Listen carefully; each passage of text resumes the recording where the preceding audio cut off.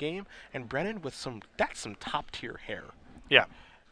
Tier okay, 1. True or not, what's the guy from Spider-Man? The Social Network.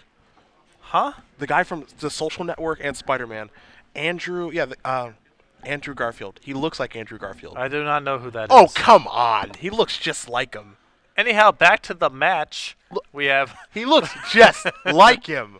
Somebody on Twitter. Oh yay. Thoughtseize. You're right. Back to the match. We see a Pack Rat, a Thougeize, another Thoughtseized, two different versions of Thoughtseized, two Pack Rats. Jeez, this hand's insane for the mirror. Well, I had to imagine we're taking Pack Rat because Mike is going to be able to knock away all Brennan's defenses with those discard spells. So I think we're going to be very quickly emptying one another's hands and getting into a top deck war. I'm going to Thoughtseize you back. Let's see what your Duress. Duress seems pretty greedy unless he picked up a removal spell, because if Pack Rat was in Brennan's hand, then yeah, it just gets kind of crushed. You see Dark Betrayal, Hero's Downfall, and a couple of lands, Swamp, Mutavault. Risky Duress as opposed to Thoughtseize. Is he aware? Does Brennan have 0 Pack Rats in this list, or he has like 3, right? No, he's got Pack Rat. Come on now, he's playing black.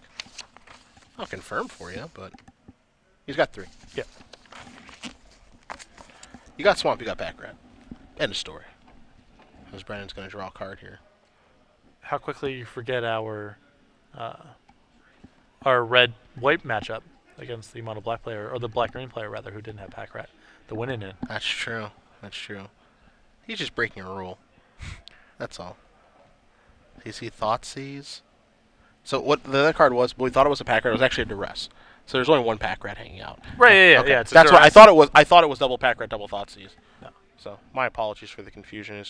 Brennan is going to figure out what land he wants to play. Does he want to play a Swamp or does he want to play a Mutavault? I think he wants to open himself the opportunity to draw a Nightveil Spectre, so he's going to play Swamp and pass the turn back. Yeah, he's giving up the 2 points from the Mutavault for the upside of drawing a Nightveil Spectre, and with Mike with no removal in his hand, that upside's really big. Mm-hmm. So no Thoughtseize, just pass the turn back. And he draws a card. He draws a Thoughtseize. Discard spells are fun. There's a Mutavault, pass it back.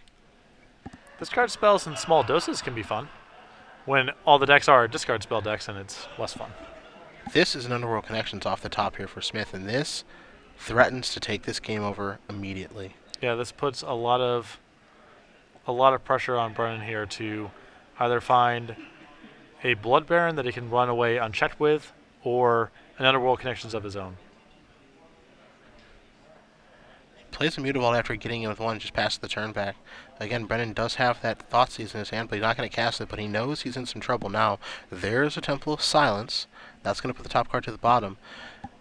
Because Underworld Connections can start to pile up, and sometimes you can't catch back up from that card. He's going to draw a card right now.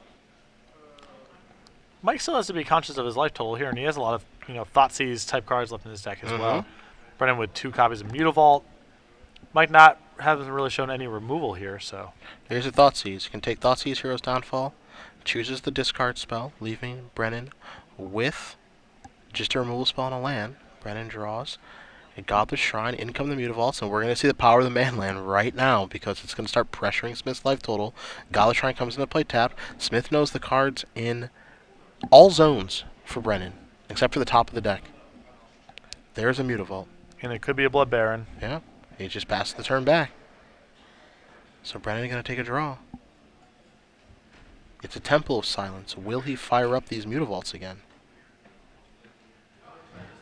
Maybe he only fires up one Mutavault. Going to start with a Scry. There's a real cost to attacking with Mutavault here, especially when there's another one on the table, because is that what you want to use Hero's Downfall on?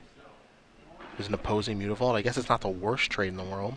I think right now, what else is he going to be using it on? 2 mana. That's a Devour Flush. Do you sacrifice the other Mutavault, or do you let this one go? You sacrifice this one. So that's going to bite the dust. Brennan going to go up to 18. Do you block with the Mutavault if you're Smith? Yeah, I think, if I was Smith here, the only way you can lose this game is kind of like your life total getting worn out, not finding something significant in time. I would have been stoked to trade a Mutavault for a Mutavault there, I feel like. Smith's going to draw a card with Underworld Connections. Unless he's building towards something. He actually needs that mana for next turn, perhaps, but... Yeah, the one thing is that there's no Grey Merchants actually in this matchup. There's 0 copies throughout the player's decks. See, Devour Fleshes are the cards that are drawn here from Smith. He just draws and passes the turn back. So Brennan going to draw his card. He kept the card on top of his deck with that Scry. Picked up a Pack Rat. That's a good Magic card. Could be really good here. It's going to put Mike to the test to see if he has 2 removal spells. So this is going to be end of turn Devour Flesh you, I believe. And now Brennan's saying, all right, am I supposed to make a rat in response? Am I supposed to activate Mutavault? Well, if he has a card in his hand that's worse than the Mutavault, then I believe he should be activating. Here's the tough thing. Had Brennan played a land, and he held it so he could discard the pack because he didn't want to discard Hero's Downfall. Imagine if he plays a land here. Devour Flesh happens, you go, okay, I'll activate Mutavault, or I'll discard. But now he can't do both. Right, and I feel we held the land back here because we were planning on making a rat, and it's not hard to imagine that Mike has a removal spell here in that spot, so, yeah.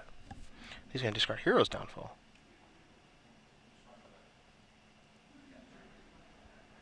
In response, we're going to cast a Dark Betrayal.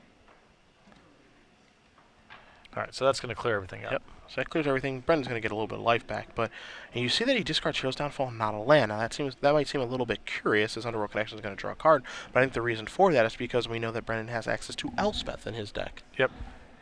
Or maybe he draws a copy of Erebos and can draw a card right away with that 6th land. So there's some reasons to keep the 6th land as opposed to the Hero's Downfall. Elspeth is a huge draw potentially, so. Duress from Smith, so he's drawing a lot of discard. He's going to draw a card right now, go to 6. Let's see what he finds. That is a Sin Collector. Shows a swamp.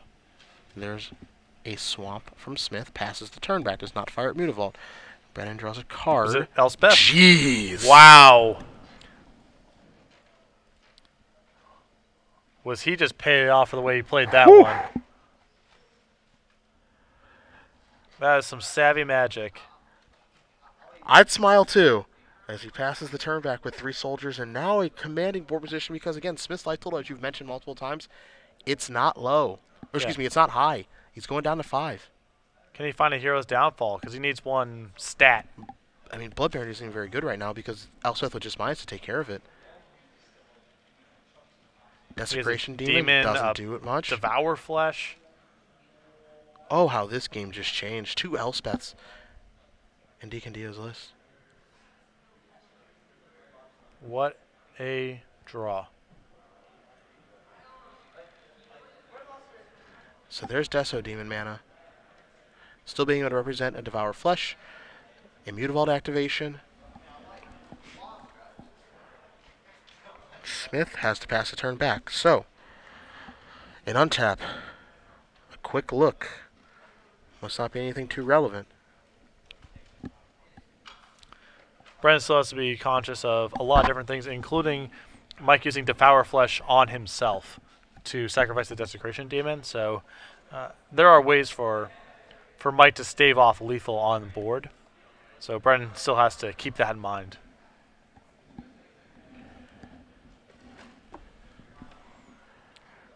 Brennan got paid off for playing the game that way. I mean, you and I were both sitting here just saying, you know, you get rid of the swamp here. I was a little dumbfounded. But Brennan knew better that, the upside of the Elspeth draw is so huge, and he's kind of losing the game on all of the fronts otherwise. Yeah, I mean, he needs to play to this. Play to your outs, right? So now what are we going to do? Not sure what that card is in his hand. You see him running the numbers now. Is there a good reason for me to attack? Does that do anything? He's just going to pass the turn back. Smith's going to draw a card. Can Smith afford to activate Underworld Connections again this game? He found a Hero's Downfall. All right, that'll solve a problem. You could argue that Elspeth's already done pretty good job. It's a lot of work. Yeah. It's already done quite a bit of work here. We know he's got another one to draw. So he's actually got some nice cards to draw in this situation. He has Obsidian in his deck, 3 of them in the sideboard. Not positive he brought him in. Yeah, you never know. But the big thing, too, is now here's a duress that's going to fire. I'll show you a Godless Shrine. The big thing here is he's at 19. 19 means a bunch more draw steps. Here's a Hero's Downfall. So now do you fire that away on the Desecration Demon and start pushing damage? Well, I guess so. Again, he's got to be mindful of Devour Flesh. And what doors does that open for Mike if Mike Devour Fleshes himself and gets rid of the Desecration Demon? This still feels like a pretty good spot, as if he uses Devour Flesh in response, then that he can't activate Mutavault to block, but he's just going to go ahead and run this instead. Yeah, I like this. You tap down the creature, you attack with everybody. Mutavault basically gets, 2 creatures get blocked, but the creature can get off the table. So now here's a Mutavault, here's a Hero's Downfall on that Mutavault. Maybe a little quick? Well, now I think Mike actually has to Devour Flesh himself to survive. I think so, too. Might be too late now. I don't know if he has mana floating because he blocked. Yeah, he tapped a... Yeah, and... Oh, mana clears inside of each combat. Inside of each phase. That's exactly how it works now. So he went to go activate still in the declare attacker step. Then he went to make his block. And I think a judge is going to explain that to him right now. Because mana clears in each phase. And so he's not able to cast his Devour Flesh now, even though he floated a mana.